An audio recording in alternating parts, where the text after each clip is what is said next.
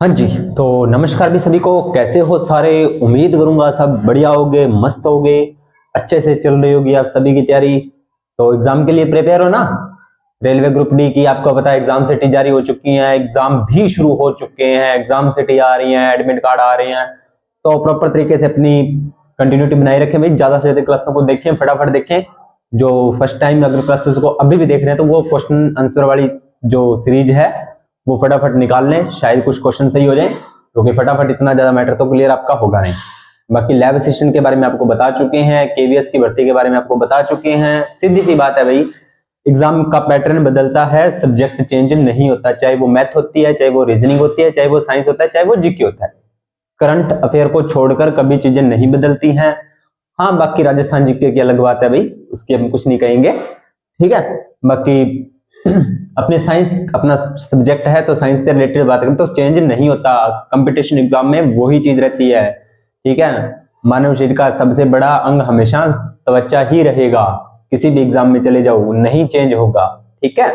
अपना टॉपिक चल रहा था तरंग गति। आज हम मुख्यतः तरंगों की गति के बारे में, यांत्रिक तरंगे, अयांत्रिक तरंगे, अनुप्रस्थ, अनुदैर्ध्य, ध्वनि, प्रकाश, जो मैंने आपको होमवर्क दिया था, जिन जिन बच्चों ने कर लिया वो कमेंट सेक्शन में डन करके लिख दें भी सर हो गया, बहुत अच्छी बात है। और जिन्होंने नहीं किया या जिन्होंने क्लास नहीं देखी तो उसका मैं कुछ नहीं कहूंगा भाई।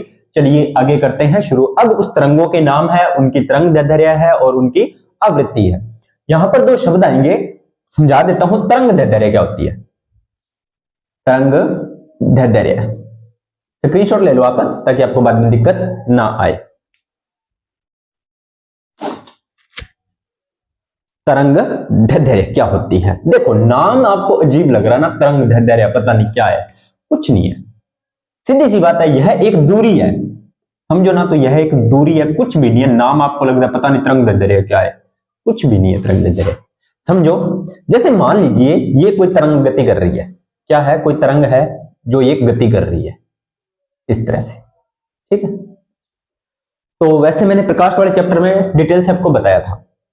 इस ऊपर वाले टॉप पॉइंट को क्या बोलते हैं सर? इसको तो श्रृंग बोलते हैं, और इसको क्या बोलते हैं सर? इसको गर्त बोलते हैं, ठीक है। तो दो क्रमागत जैसे एक नंबर और ये दूसरा क्रमागत दूसरा, दो क्रमागत श्रृंगों के बीच की दूरी, दो क्रमागत श्रृंगों के बीच की दूरी, ये देखो ये टॉप पॉइंट है ना। दो क्रमागत श्रृंगों के बीच की दूरी आपकी क्या कहलाती है? तरंग दैर्ध्य कहलाती है। पहली बात, दो क्रमागत श्रृंग, क्रमागत यानी कि सीरीज में क्रमागत श्रृंग के बीच की दूरी, ठीक है जी। सर इतना तो समझ में आ गया। क्या सर दो गर्तों के बीच की दूरी भी यही होगी? हाँ जी। अगर पूछे दो क्रमागत श्रृंगों के बीच की दूरी भी तरंग दैर्ध्य है, और अगर दो क्रमागत गर्त बोल दे, ये क्रमागत गर्त है, अगर इनके बीच की दूरी की बात करें तो वो भी आपकी क्या होगी? तरंग दैर्ध्य होगी। वो भी आपकी क्या होगी प्यारे बच्चों? तरंग दैर्ध्य होगी। चलिए, दो क्रमागत श्रृंगों के बीच की दूरी तरंग दैर्ध्य है, और दो क्रमागत गर्तों के बीच की दूरी भी आपकी क्या होगी? तरंग दैर्ध्य। एक श्रृंग और एक गर्त के बीच की दूरी भी आपकी क्या होगी? तरंग दैर्ध्य। ये देखो एक श्रृंग है और ये एक गर्त है, इनके बीच की दूरी भी आपकी क्या होगी? क्या होगी आपकी? तरंग दैर्ध्य। ये देखो एक श्रृंग हो गया यहां पर कंप्लीट और एक गर्त कंप्लीट, तो ये जो दूरी होगी ये भी आपकी क्या होगी? तरंग दैर्ध्य होगी, कोई दिक्कत नहीं है। तो तरंग दैर्ध्य आपको समझ आया, ये होती है तरंग दैर्ध्य। आवृत्ति क्या होती है? आवृत्ति होती है कि एक सेकंड में किए गए दोलनों की संख्या, या अब एक सेकंड समय है हमारे पास, एक सेकंड हमारे पास समय है, इस एक सेकंड में ये तरंग कितने दोलन करती है या कितनी बार ये तरंग दैर्ध्य बनाती है, ये उसकी आवृत्ति होगी। जैसे 1 2 3, है ना, तो ये क्या हो जाएगी? इसकी आवृत्ति हो जाएगी। तो एक चीज अगर आप समझो तो जो आवृत्ति होती है ना वो तरंग दैर्ध्य की अपोजिट होती है। आवृत्ति होती है ना वो तरंग दैर्ध्य की अपोजिट होती है। सर कैसे अपोजिट होती है? बिल्कुल होती है, अभी क्लियर करेंगे, घबराना नहीं है। देखो कैसे, मैंने अभी क्या बोला है, 1 सेकंड में ये कितने दोलन करती है। अब जैसे मान लीजिए ये कोई तरंग है, इस तरह से ये गति कर रही है, यहां तक पहुंची, और इस यहां तक पहुंचने में से समय लगा 1 सेकंड। क्या लगा? 1 सेकंड। तो इसकी जो यहां तक तरंग दैर्ध्य क्या हुई? कम हुई। हाँ जी सर, कम हुई। लेकिन यही ये तरंग है, ये यहां तक पहुंचने में एक ही दोलन कर रही है, एक ही दोलन, यानी कि 1 सेकंड में ये, अगर तरंग तरंग दैर्ध्य ज्यादा है तो वो कम दोलन करेगी, या उसकी आवृत्ति क्या होगी? कम होगी। आवर्तकाल अधिक तो तरंग दैर्ध्य ज्यादा, या तरंग दैर्ध्य ज्यादा तो आवृत्ति कम। इस चीज से समझो इसको। ये देखो पास पास है ना इसकी, ये जो दोलन कर रही है तरंग इस तरह से, ये पास पास है तो आवृत्ति ज्यादा होगी, और ये इसके जो आवृत्त हैं वे दूर दूर है, इसलिए इसकी तरंग दैर्ध्य तो ज्यादा होगी और आवृत्ति हो गई कम। कैसे? एक में ये कितनी दोलन कर रही है? 1 2 3 4, 1 सेकंड में 4 दोलन कर रही है, लेकिन ये तो 1 सेकंड में एक ही दोलन कर रही है, तो इसकी आवृत्ति कम, तरंग दैर्ध्य ज्यादा। इसकी आवृत्ति ज्यादा तो तरंग दैर्ध्य कम। ठीक है, बाकी इसको मैं विस्तार से करवा चुका हूं प्रकाश वाले चैप्टर में, लेकिन मोटी मोटी बात यही होती है। देखो तरंग दैर्ध्य समझ में आई, 2 शृंगों या 2 गर्तों के बीच की दूरी होती है आपकी तरंग दैर्ध्य। इसका मात्रक होता है, ऐसा ही मात्रक होता है प्यारे बच्चों, एंगस्ट्रॉम। क्या होता है? एंगस्ट्रॉम होता है। आवृत्ति आपको बता दिया कि 1 सेकंड में तरंग द्वारा किए गए दोलनों की संख्या। आवृत्ति, आवर्तकाल क्या होता है? चलो आवृत्ति की परिभाषा लिख देते हैं भाई। 1 सेकंड में तरंग द्वारा किए गए दोलनों की संख्या, किए गए दोलनों की संख्या, ये तो होती है आवृत्ति। और इस आवृत्ति को लिखते हैं, किससे लिखते हैं भाई? न्यू से लिखते हैं। न्यू, म्यू नहीं है, न्यू। ठीक है, और इसे न्यू की जगह स्मॉल एन भी लिखा हुआ मिल सकता है कहीं कहीं आपको, ये थोड़ा सा सिंबल आपको ध्यान में रखने हुए, इसे न्यू बोलते हैं। और इसका जो मात्रक होता है ना प्यारे बच्चों, मात्रक होता है वो आपको याद रखना है, मैंने करवा दिया वैसे तो, हर्ट्ज। क्या होता है?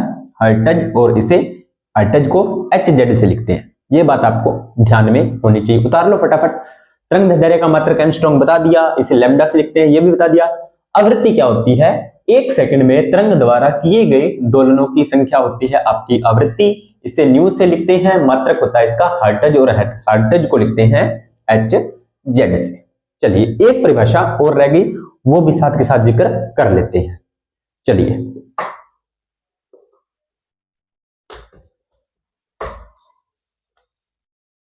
आवर्तकाल, आवर्तकाल, ये सारी चीजें मैंने बताई हुई हैं, लेकिन फिर भी कोई बच्चा अगर पहली बार क्लास को देख रहा है तो उसको दिक्कत ना आए।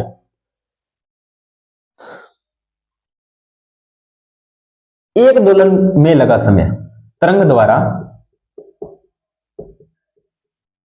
एक दोलन में लगा समय,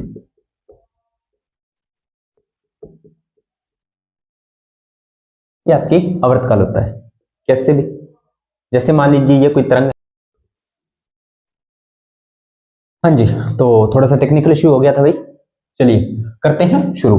आवर्तकाल क्या होता है कि तरंग द्वारा एक दोलन में लगा समय, कि यहां से तरंग ने चलना शुरू किया और यहां पर उसकी एक तरंग कंप्लीट हो चुकी है, अब यहां से ये दूसरी तरंग शुरू होगी, तो यहां से यहां तक पहुंचने में उसे कितना टाइम लगा है वो उसका हो जाएगा आवर्तकाल। आवर्तकाल को कैपिटल T से लिखते हैं, सेकंड इसका मात्रक होता है, बस कोई दिक्कत वाली बात नहीं है। ये छोटी छोटी बातें आपको समझ में आ गई है। इसके अलावा एक शब्द और आता है, वो भी साथ के साथ जिक्र कर ही लेते हैं। शब्द आता है आयाम। क्या आता है? आयाम। आयाम को लिखते हैं A से, स्मॉल a से। तो जब तरंग यहां से चलना शुरू करती है, जब तरंग यहां से चलना शुरू करते हैं तो यहां पर इसका वेग क्या होता है? जब वेग अधिकतम, तो यहां जब ये जाती है तो यहां पर इसका वेग हो जाता है 0 टॉप पॉइंट पे। ठीक है, फिर इसका वेग बढ़ता है, यहां पर फिर 0, फिर बढ़ता है, यहां पर फिर 0, यहां पर बढ़ता है, इस तरह से। तो यहां ये कितनी अधिकतम ये कितनी ऊंचाई तक जाती है? तरंग अपने जो आधार से कितनी ऊंचाई तक जाती है, ये इसका होता है आयाम। क्या होता है जी? आयाम होता है। ठीक है, यहां तक आपको कोई दिक्कत नहीं होनी चाहिए। चलिए अब अपने बात करते हैं तरंगों के बारे में। कौन कौन सी तरंगे हैं, नाम याद करने हैं आपको तरंगों के, और परास याद रहे तो ठीक है, काम याद कर लेना। बाकी इतने कुछ एग्जाम में जो चीज इंपॉर्टेंट है वो मैं आपके साथ शेयर कर दूंगा। ठीक है, तो स्क्रीनशॉट ले लो फटाफट इसका। चलिए करते हैं शुरू। ये अपना बेसिक चीजें थी जो मैंने आपको बतानी थी। अब फटाफट आपको जो चीजें समझानी है वो समझा दी है, और अब जो पढ़ने वाली बातें हैं वो फटाफट देख लेते हैं क्या है। एक तरंग होती है गामा किरणें। कौन सी? गामा किरणें। नाम से पता चल, गामा को लिखते हैं प्यारे बच्चों कुछ इस तरह से, ये होता है गामा। ठीक है, गामा किरणें। वैसे देखा जाए तो गामा किरणों की या गामा तरंगों के बारे में मैंने जब आपको रेडियो एक्टिविटी करवाई थी, रेडियो एक्टिविटी वाला मैंने चैप्टर करवाया था, तो गामा किरणें कैसे बनती है ये सारी मैंने आपको वहां पर बताई हुई है, तो वो वीडियो जाकर आप देख सकते हो। तो गामा किरणों की जो खोज की थी वो किसने की थी? बैकुरल ने की थी। किसने की थी? बैकुरल। किसने की थी? बैकुरल। किसने? बैकुरल। कहीं कहीं पर बेकेरल भी लिखा हुआ मिल सकता है आपको, बेकेरल। ठीक है, और बैकुरल या बेकेरल आपको लिखा हुआ मिल सकता है। तरंग दैर्ध्य समझ में आ गया, आपको आवृत्ति समझ में आ गई। ठीक है, अब ध्यान से देखना, एक चीज समझाऊंगा आपको, वो चीज थोड़ा सा ध्यान से समझना क्या चीज है। तरंग दैर्ध्य परिसार, इसका मतलब होता है कि उसकी तरंग दैर्ध्य की मैक्सिमम परास कितनी हो सकती है, कि वो कितनी दूर तक उसकी परास हो सकती है। तो गामा किरणों की जो परास होती है प्यारे बच्चों, तरंग दैर्ध्य परास, तरंग दैर्ध्य, तरंग दैर्ध्य परास कितनी होगी? तो वो होती है 10 टू पावर -14 मीटर से लेकर 10 टू पावर -10 मीटर तक ये होती है तरंग दैर्ध्य इसकी परास। ठीक है, यानी कि इतनी दूर तक ये चल पाती है। कौन सी किरणें? गामा किरणें। ठीक है, इतनी बात आपको समझ में आई? उम्मीद करता हूं इतनी बात आपको समझ में आ गई होगी। अब थोड़ा सा ध्यान से देखोगे तो इसका बात का मतलब क्या है कि जो तरंग दैर्ध्य है, तरंग दैर्ध्य का मतलब क्या होता है? ये वाली दूरी ये तो होता है ना, ये वाली दूरी आपकी तरंग दैर्ध्य होती है। तो ये कह रहा है कि जो गामा किरणों की जो तरंग दैर्ध्य की ये वाली दूरी है वो यहां से लेकर यहां हो सकती है। अब ये आंकड़ा ना माइनस में है, तो ये आंकड़ा है वो 1 से कम है। क्या है?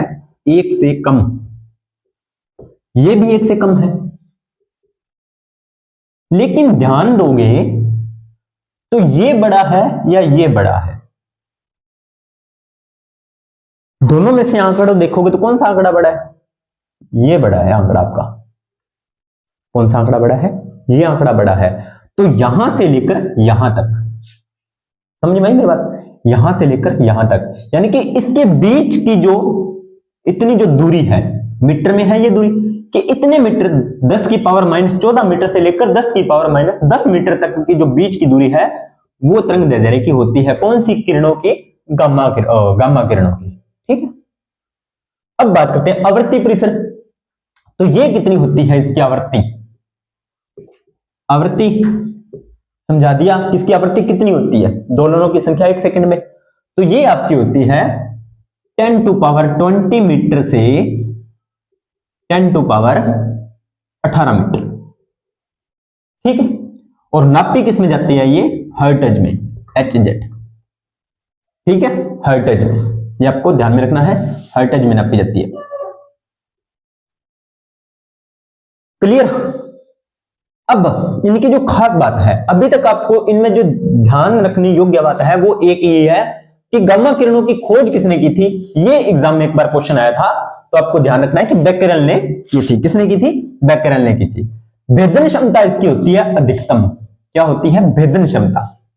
ध्यान से समझना, शब्द का मतलब क्या है कि भेदन क्षमता, यानी कि किसी भी चीज को अगर भेदना है तो सबसे ज्यादा सर्वाधिक भेदन क्षमता गामा किरणों की होती है।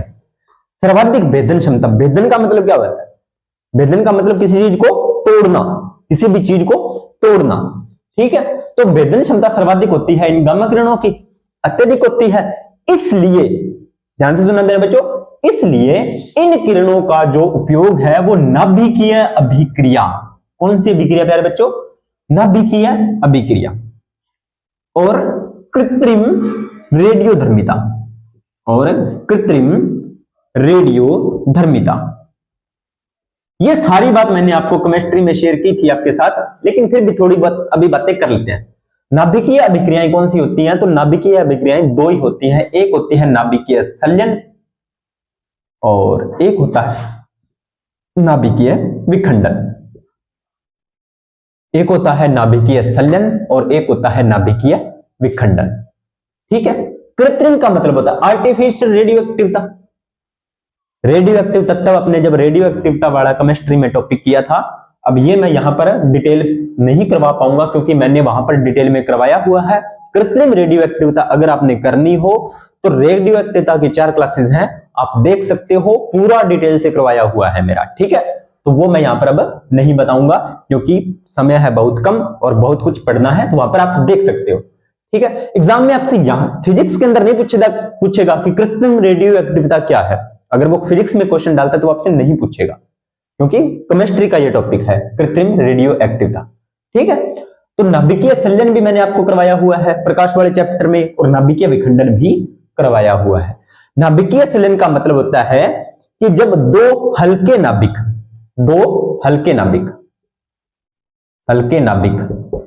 मिलकर, दो हल्के नाभिक मिलकर एक भारी नाभिक का निर्माण करते हैं, भारी नाभिक का निर्माण करते हैं, तो देखो दो हल्के नाभिक मिल रहे हैं यानी कि उनका संलयन हो रहा है, तो एक भारी नाभिक बन रहा है। जब दोनों नाभिक हल्के नाभिक मिलते हैं ना और एक भारी नाभिक का निर्माण होता है, तब बहुत ज्यादा एनर्जी प्रोड्यूस होती है, यानी कि बहुत ज्यादा ऊर्जा निकलती है। ये अभिक्रिया कहां होती है सर? नाभिकीय संलयन। तो ये होती है प्यारे बच्चों सूर्य के अंदर। जो हमारा सूर्य है उसके अंदर नाभिकीय संलयन अभिक्रिया होती है। पूछा गया क्वेश्चन क्या होता है सर बता दीजिए? हाइड्रोजन का नाभिक प्लस हाइड्रोजन का नाभिक मिलते हैं और हीलियम का नाभिक बना देते हैं।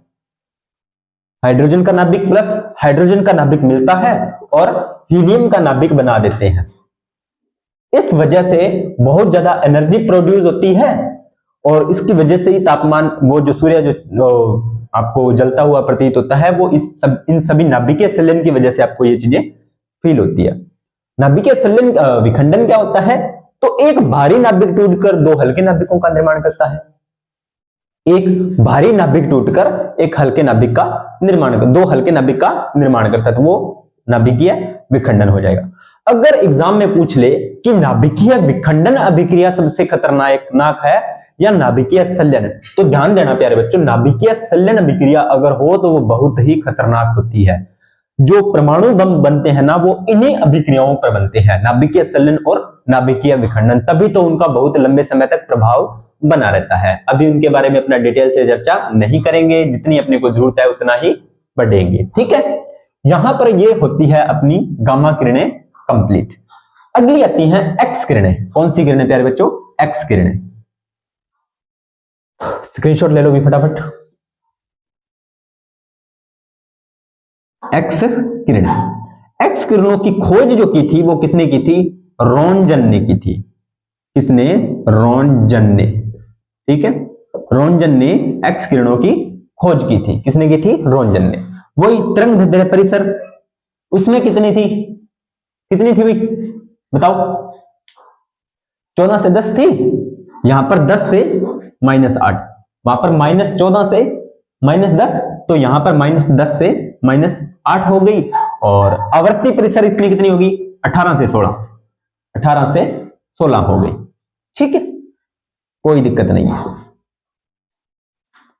अब इसका उपयोग जो होता है इसका एक्स किरणों का, वो विकिरण व औद्योगिक क्षेत्र में, विकिरण व औद्योगिक क्षेत्र में। अभी तक आपके लिए इंपॉर्टेंट है तो एक गामा किरणों में एक ही क्वेश्चन बनता है, बेकुरल और नाभिकीय अभिक्रिया। और अगर एक्स किरणों में देखें तो खोज और एक खोज वाला इंपॉर्टेंट क्वेश्चन बनता है। बाकी एग्जामिनर कुछ भी पूछ सकता है भाई। इसके बाद में अगली है पराबैंगनी विकिरणें। इसको बोलते हैं यूवी, अल्ट्रा वायलेट। यूवी किरणें, पराबैंगनी किरणें या अल्ट्रा वायलेट। ठीक है। देखो बच्चों, अगर ये चीज बोरिंग लग रही है तो भाई लग रही है, कोई इलाज नहीं है, मुझे भी लगती है, पर क्या करें, पढ़ना पड़ता है ना। तो बोरिंग कोई चीज नहीं होती है, बात होती है इंटरेस्ट की। बात होती है इंटरेस्ट की। हमारे एक टीचर हैं, चलो आप बोर हो रहे हो, तो जहां पर हम पढ़ते थे या वहां पर हमारे एक टीचर होते थे, तो हमें क्या होता था, कोई चीज याद नहीं होती थी तो वो हमें एक बात बोलते थे कि कोई भी आपने फिल्म देखी हो आज से 2-4 साल पहले, वो फिल्म का नाम बताओ। तो हमने कोई भी फिल्म बता दी कि सर हमने तो ये फिल्म देखी है, तो उन्होंने पूछ लिया कि उस फिल्म की स्टोरी बताओ। हमने वो स्टोरी बता दी, हाँ जी सर इस फिल्म में ये हुआ ये हुआ, लगभग 3 घंटों की फिल्म होती है, हमने वो सारी स्टोरी बता दी। तो सर ने पूछा कि कल जो मैंने करवाया था वो बताओ, कल जो मैंने क्लास में करवाया था वो बताओ। हमने कहा सर याद नहीं है। क्यों नहीं याद है? सोचने वाली बात है कि क्यों नहीं याद है। 3 साल आपने पहले फिल्म देखी, वो आपको उसकी पूरी स्टोरी याद है, लेकिन जो मैंने कल क्लास में करवाया वो आपको नहीं याद। क्यों नहीं याद भाई? क्योंकि इसका उन्होंने रीजन बताया कि जब आप फिल्म देख रहे थे तब आप अपना पूरा कंसंट्रेट, पूरा दिमाग का जो मन है, दिमाग पूरा है, जो आपका ब्रेन है, वो अपने पूरा उसको फिल्म के अंदर डाल दिया। पूरी आप ना आपको खाना अच्छा लगा, मतलब आपको पता ही नहीं लगा समय का, पूरा आपने खुद को उसके अंदर झोंक दिया। तो आपने वो जितनी चीजें थी वो 100 के 100% आपके माइंड में सेव हो गई। लेकिन जब मैं आपको क्लास में करवा रहा था ना, तब आपका ध्यान कहीं और था, आप बाहर घूम रहे थे, मतलब बैठे तो क्लास में थे लेकिन मन से बाहर घूम रहे थे, है ना। तो उस टाइम वो चीजें मिसअप हो गई, आपने उसका पूरा ध्यान नहीं दिया, इसलिए आपको वो चीजें नहीं याद में होती। तो सीधी सी बात, अभी इस क्लास को ढंग से पूरा कंसंट्रेट के साथ देखोगे तो चीजें दिमाग में बैठेंगी, और अगर फॉर्मेलिटी के साथ देखोगे कि सर हाँ हमने क्लास देख ली, हमारा हो गया, ठीक है, सिलेबस कर लिया, कोई बात नहीं, तो वो तो फिर सिलेबस ही कवर होगा। चलिए आगे बात करते हैं। यूवी यूवी या पराबैंगनी किरणों की खोज को की थी, वो की थी रिटर ने। किसने की थी?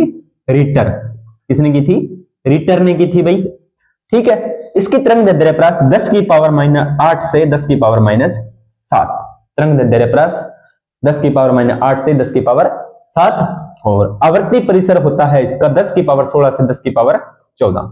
इधर -8 है, इधर -7 है, इधर -14 है। इधर देखो, तरंगदैर्ध्य प्रकाश होती है 10 की पावर -8 से 10 की पावर -7, और आवर्ती प्रकाश होती है 10 की पावर 16 से 10 की पावर 14 hz। इसका उपयोग किया जाता है इसमें सिकाई करने में, क्या करने में? सिकाई करने में या कीमोथेरेपी में। और दूसरा, बैक्टीरिया को मारने में। ये चीज आपको याद हो जाएगी भी, बैक्टीरिया को कैसे मारते हैं।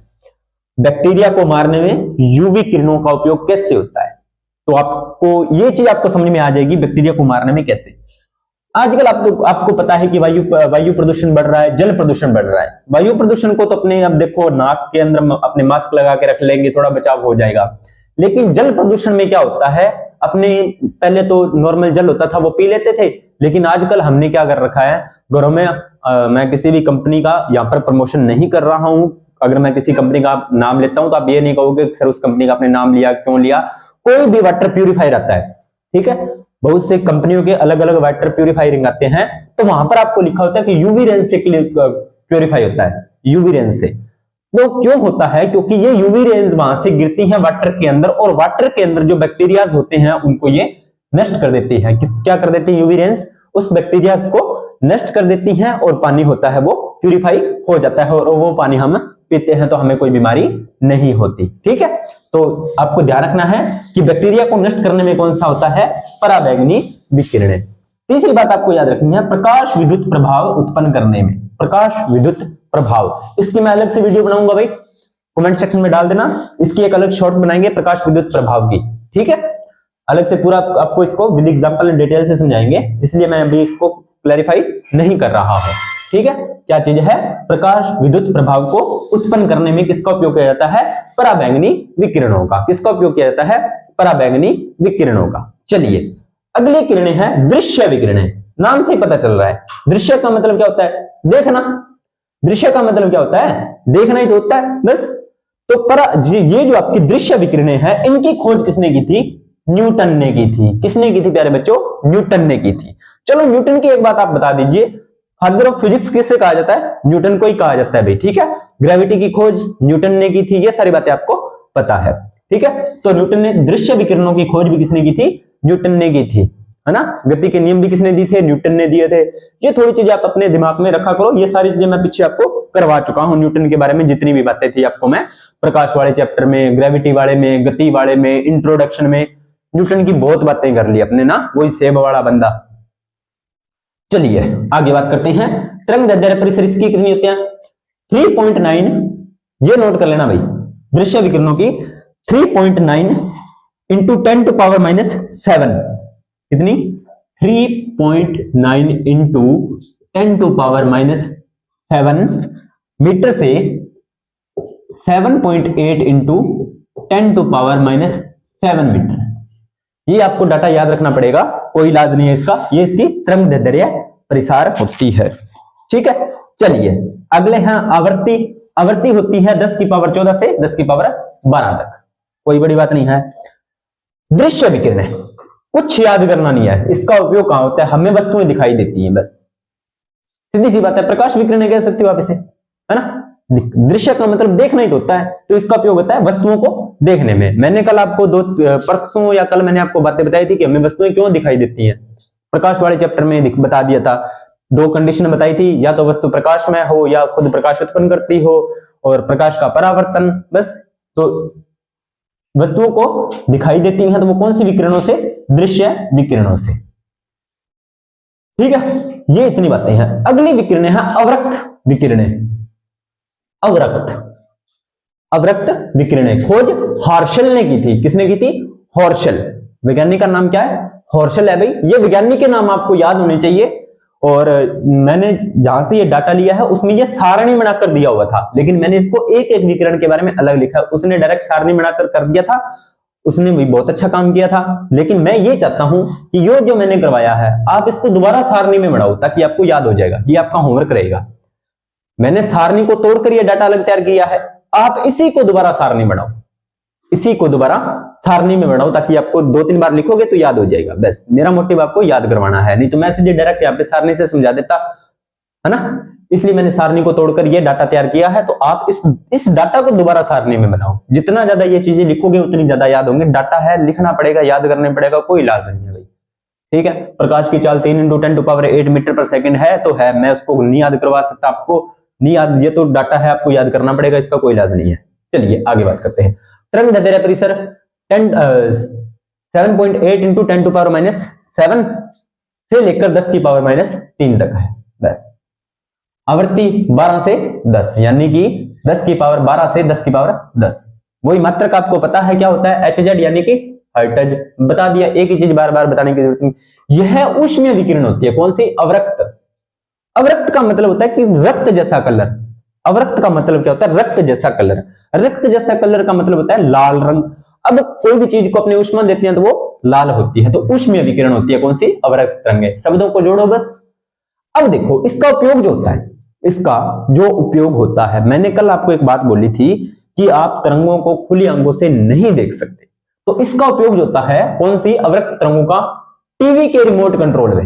लो जी, बहुत इंटरेस्टिंग बात है ना। जैसे आप टीवी देख रहे हो, बढ़िया सर्दी है, ठीक है, आराम से रजाई में बैठे हो और टीवी का चैनल चेंज करते हो, तो सीधा रिमोट का बटन दबाया और टीवी में चैनल चेंज हो जाता है। कभी आपने सोचा कि ऐसा क्यों हुआ? इसमें ऐसा क्या है, या जो टीवी में ऐसा क्या है, इसमें ऐसा क्यों हुआ? कभी ये चीज दिमाग में आई है ना? देखो आपके तो क्या पता आई है नहीं है, लेकिन हम छोटे थे, हमारे दिमाग में ये क्वेश्चन आया था, भाई इसके अंदर क्या है। तो हम पता क्या करते थे उस टाइम? उसके आगे ना एक छोटा सा बल्ब लगा होता है, हम देखते कि शायद इसमें रोशनी होती होगी। उसमें रोशनी नहीं होती थी, हम उसके आगे ना हाथ लगा लेते, फिर चैनल बदलने का प्रयास करते थे, तो चैनल चेंज नहीं होता था। तो वो क्या होता था? किरणों को रोक लेता था। लेकिन जैसे ही हम उसको हाथ को हटाते थे, चैनल चेंज करते, चैनल चेंज, हमें फिर इसके लगता कि इसके अंदर ना कुछ पावर है जो इसको चेंज कर देती है। ठीक है, तो सीधी सी बात है, वो कौन सी तरंगे थी? अवरक्त तरंगे थी। ठीक है, रोगियों की सिकाई करने में वही बात, कीमोथेरेपी वाला, जैसे कैंसर रोगियों को वो कीमोथेरेपी करते हैं तो उसमें ये किरणें उपयोग होती हैं। यूवी किरणें भी होती हैं, अवरक्त तरंगे भी होती हैं। तीसरा फोटोग्राफी में, किसमें? फोटोग्राफी में। फोटोग्राफी यानी कि फोटोग्राफी, अपनी फोटो क्लिक करते हैं तो उसमें भी यही चीजें की जाती है। ठीक है, तो आपको ध्यान रखना है, ये आपके लिए अवरक्त तरंगे इंपॉर्टेंट है। उसके बाद में है लघु रेडियो तरंगे। लघु रेडियो तरंगे कुछ नहीं है। अब देखो लघु रेडियो तरंगे खोज Heinrich Hertz. Heinrich Hertz, Heinrich Hertz. ठीक है, ये इसका नाम है। तरंग दैर्ध्य परिसर 10⁻³ से 1 मीटर। 10⁻³ से 1 मीटर, और आवृत्ति 10 से 10⁸ ठीक है। इसका उपयोग कहां होता है? इसका उपयोग होता है रेडियो में। आजकल तो रेडियो नहीं सुनते थे, मतलब जो इतना लोग हैं वो रेडियो का उपयोग नहीं करते, लेकिन पुराने, आज से ज्यादा साल नहीं, 10 या 15 साल पहले की बात है, लोग रेडियो का बहुत ऐसे क्रेज हुआ करता था। रेडियो का एक अलग क्रेज हुआ करता था। रेडियो में आकाशवाणी चलती थी या और अलग अलग चैनल चलते थे, तो उसमें ना एक तार निकलती थी, इस तरह से एक तार निकलकर वो चैनल को पकड़ती थी कि कैसे ये चैनल चलेगा, इस पर ये चैनल, वहां पर फ्रीक्वेंसी दी हुई होती थी, उस पर फ्रीक्वेंसी दी हुई होती थी, वहां पर चैनल सेट होते थे, ठीक है। तो वहां पर जो उसमें जो तरंगे पकड़ती थी, तो वो कौन सी होती थी? लघु रेडियो तरंगे। दूसरा टेलीविजन, ठीक है, टेलीविजन अपने जो टीवी देखते हैं ना, वहां पर भी। और तीसरा टेलीफोन, पुराने टाइम में टेलीफोन भी होते थे, तो वहां पर कौन सी तरंगे होती थी? लघु रेडियो तरंगे होती है, ठीक है। उसके बाद में, ये तो लघु का मतलब होता है छोटा, उसके बाद में अगली तरंग आ गई दीर्घ, दीर्घ रेडियो तरंगे। कौन सी? दीर्घ रेडियो तरंगे। तो ये क्या होती हैं? इसकी खोज की थी मार्कोनी ने। इसने की थी मार्कोनी। चलो प्यारे बच्चों, एक बात बताओ, मार्कोनी की मैंने आपको एक एक्स्ट्रा बात बताई थी, किसी को याद है क्या? कुछ बात बताई थी, इसने ना किसी चीज की खोज की थी मार्कोनी ने, दीर्घ रेडियो तरंगों की थी, इसके अलावा किसी और चीज की खोज की थी। है कोई ऐसा? ऑफलाइन वाले बता दो, जिन्होंने मेरे से ऑफलाइन कोचिंग की, वही बता दो कोई। चलो मैं बता देता हूं।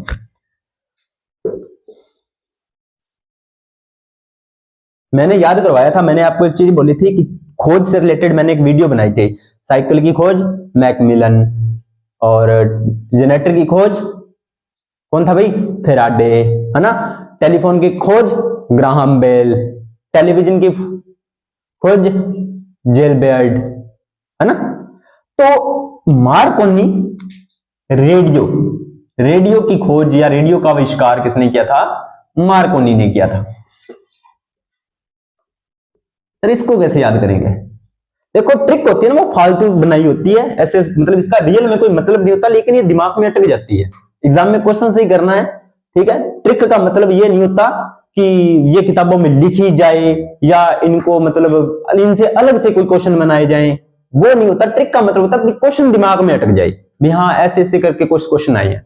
मेरा एक स्टूडेंट है जिसका मैं नाम तो नहीं लूंगा, लेकिन एक बार वो एग्जाम देने गया था, तो उसने बोला कि सर जब साइंस के क्वेश्चन हमारे सामने आ रहे थे ना, तब आपका चेहरा हमारे सामने आ रहा था कि हाँ सर ने ये बताया था, हाँ सर ने ये बताया था। तो वो चीज अगर आप करते हो ना, तो क्वेश्चन आपके 101% सही जाते हैं। आप किसी भी टीचर से पढ़ते हो, किसी भी, जरूरी नहीं आप मेरे से पढ़ो, साइंस के, जिस साइंस है, रीजनिंग है, जीके है, या कोई भी टीचर से आप कोई भी सब्जेक्ट पढ़ते हो, तो जिस टाइम एग्जाम हॉल में आप बैठे हो और आपके सामने क्वेश्चन आ रहा है, उस टाइम आपके सामने उस टीचर का अगर इमेज बन रही है कि हाँ सर ने इस क्लास में ऐसे ऐसे कुछ बताया था, तो आपका क्वेश्चन कभी गलत नहीं होता, ठीक है। वही चीज रेडियो के बारे में बता दें, क्या पता एग्जामिनर पूछ ले। अब देखो रेडियो की खोज मार्कोनी, तो इसको कैसे याद करोगे? इसको देखो, पुराने टाइम में क्या होता था, रेडियो ना खराब हो जाता था, चलता चलता रेडियो क्या हो जाता था? खराब हो जाता था। तो अपने क्या करते थे, वैसे अपने तो नहीं करते थे, घर वाले ही करते थे, जो रेडियो रखते थे उसको कोनी मारते थे इस तरह से, है ना, कोनी मारते थे, ठीक है। तो मार कोनी, मार्कोनी हो गया यार, बस। ये चीजें ट्रिक निकाला करो, शब्दों को तोड़ा करो। मैंने बहुत बार बोला है, साइंस अगर करनी है तो शब्दों के साथ खेलो, शब्दों को तोड़ो। कौन सा उनके चोट लग रही है ना। चलिए, तरंगदैर्घ्य परिसर, ये है 1 मीटर से 10⁴ मीटर, ठीक है। आवर्ती परिसर 10⁶ से 10⁴, कुछ भी नहीं है। उपयोग है रेडियो में, टेलीविजन में, कोई लंबी चौड़ी बात नहीं है। ये चीजें मैंने आपको बता दी है। खोज याद कर लेना मुख्य भाई, जितनी भी मैंने तरंगे बताई है उनकी खोज याद कर लेना, और सीरीज में इनको याद कर लेना, और काम याद कर लेना। अगर याद हो तो ये इनकी परास, आवर्ती और तरंग दैर्घ्य की थोड़ा सा याद कर लेना, दिमाग में अटका लेना, कई बार एग्जामिनर पूछ लेता है। चलिए, तरंग गति क्या होती है, इसको थोड़ा सा डिफाइन करते हैं। मैंने यहां पर छोटा सा ही लिखा है, लेकिन इसको डिफाइन करते हैं। चलिए, कुछ मत करना, एक काम करना, जो मैंने कल भी बताया था वही तरंग गति है। अगर आपको तरंग गति देखनी हो कि तरंग गति होती क्या है, अगर आपको तरंग गति देखनी हो तो क्या करना? सुबह सुबह उठकर जाना, अगर गांव में क्या होता है, सुबह सुबह जो जोहड़ होता है या जो बड़ी डिग्गी होती है ना, उसमें पानी बिल्कुल शांत रहता है। उसमें पानी क्या रहता है, बिल्कुल शांत रहता है। तो बिल्कुल शांत है वो पानी, उसमें आप जैसे अपनी इमेज देखोगे, अपनी फोटो देखोगे, तो वो बिल्कुल आपको क्लीन दिखाई देगी, ऐसे लगेगा जैसे शीशा है। ठीक है, तो जैसे ही आप उसमें कोई कंकड़ या पत्थर डालते हो, तो उसमें क्या होता है, एक विक्षोभ उत्पन्न हो जाता है। क्या उत्पन्न हो जाता है, विक्षोभ, यानी कि पानी जो उसकी इमेज थी वो खराब हो गई, उसके अंदर फिर लहरें बनती हैं। क्या बनती हैं, लहरें, इस तरह से। ठीक है, और वो लहरें जिस तरफ गति करती हैं, यानी कि उन लहरों की गति क्या है, ये, और कणों की गति क्या है, इस तरह से। देखो कैसे, मान लीजिए आपने यहां पर, ये पहले इसको मैं दोबारा समझाता हूं, समझना इस चीज को। आप क्या, ये एक मान लीजिए शांत तालाब है, बिल्कुल शांत है, कोई दिक्कत नहीं है, सारे कण बिल्कुल प्रॉपर हैं, कोई दिक्कत नहीं। आपने उसके अंदर पत्थर मारा, आपने क्या कहा, उसके अंदर पत्थर को फेंका। अब क्या हुआ, जैसे ही आपने पत्थर फेंका तो पानी नीचे गया, फिर ऊपर, फिर नीचे, इस तरह से उसके अंदर क्या हो जाएगा, विक्षोभ उत्पन्न हो जाएगा, इस तरह से पानी की लहरें बनेगी इस तरह ऊपर। अब ध्यान देना, जो नीचे वाले कण हैं वो हमेशा शांत रहेंगे, यानी कि जो पानी के नीचे वाले कण हैं वो हमेशा शांत रहेंगे। पानी की ऊपरी सतह में ही विक्षोभ उत्पन्न होगा, यानी कि ऊपरी सतह पर ही तरंग उत्पन्न होगी। ध्यान देना, ये जो तरंग है, यानी कि मान लीजिए आपने यहां पर पत्थर फेंका, सपोज कीजिए यहां पर पत्थर फेंका, तो तरंग की गति इधर की तरफ होगी, इधर की तरफ होगी। एक साइड लेके समझाने के लिए बता रहा हूं, इधर की तरफ होगी, लेकिन जो कण होंगे वो इस तरह से गति करेंगे ऊपर की ओर, इस तरह से, इस तरह से, यानी कि कणों की गति क्या होगी, ऊपर की तरफ होगी। तरंग की गति है इस तरफ और कणों की गति है इस तरफ, यानी कि एक दूसरे की क्या हो जाएगी, लंबवत। और ऐसी तरंगों को आपने किसमें बताया, अनुप्रस्थ तरंगों में रखा था। तो यह भी क्या होती है, एक अनुप्रस्थ तरंग होती है, जो मैं पिछली क्लास में आपको करवा चुका हूं। अगर तरंग गति समझनी है तो तालाब में पत्थर फेंकने से उत्पन्न तरंगें जो होती हैं वही तरंग गति होती है। ठीक है, चलिए, कंपन की कला, किसकी कला, कंपन की कला। चलो इसको थोड़ा सा समझ लेते हैं, बाकी कुछ भी नहीं है भाई, सारी चीजें मैंने बताई हुई है। कंपन की कला क्या है, कंपन की आवर्त गति में, चलिए जी तरंग बना लेते हैं एक। आवर्त गति में कंपन करते हुए, यानी कि कोई भी ये कण है, ये कंपन कर रहा है, इस तरह से गति कर रहा है। कंपन करते हुए किसी कण, किसी क्षण की स्थिति, गति की दिशा जिस राशि द्वारा व्यक्त होती है उसे ही कला कहते हैं। यानी कि ये कह रहा है, जैसे मान लीजिए ये कण है, ये कण है, ये कण है, ठीक है, किसी भी टाइम में उसकी जो गति है, यानी कि इस टाइम ये यहां पर गति कर रहा है, इस टाइम ये यहां पर गति कर रहा है, इस टाइम ये यहां पर गति कर रहा है, इस टाइम ये यहां पर गति कर रहा है। तो कंपन करते हुए किसी कण, कोई भी एक सिंगल कण ले लो आप, किसी कण, किसी क्षण, यानी कि कोई भी एक समय पर कोई कण की स्थिति, यानी कि वो कहां पर है, गति की दिशा, कि वो किस दिशा में गति कर रहा है, वो ही उसकी कला होती है। शब्द थोड़े कंफ्यूज हैं, दोबारा समझो। जैसे कि किसी, कोई तरंग है, ये तरंग है जो गति कर रही है, यानी कि तरंग चल रही है, इस तरह से। इतनी बात क्लियर, इसमें कोई दिक्कत नहीं होनी चाहिए।